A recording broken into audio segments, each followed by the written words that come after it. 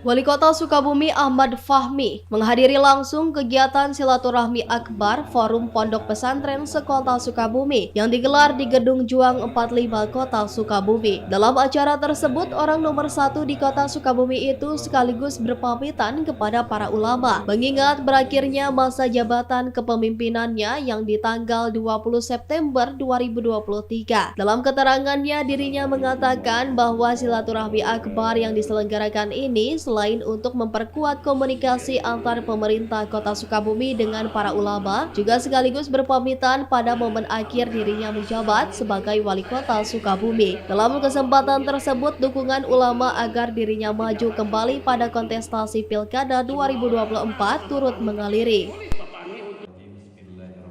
Alhamdulillah hari ini Forum Pondok Pesantren Sekota Sukabumi melaksanakan silaturahmi akbar.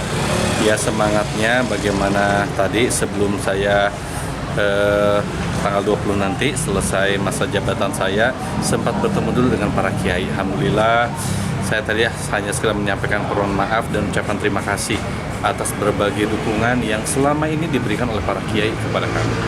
Pak, tadi para ulama mendukung Bapak untuk maju kembali pada Pilkada 2024. Tanggapannya seperti apa?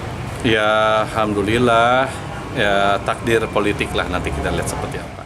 Dari Kota Sukabumi, Sofwan Julfikar dan tim liputan MGS TV melaporkan.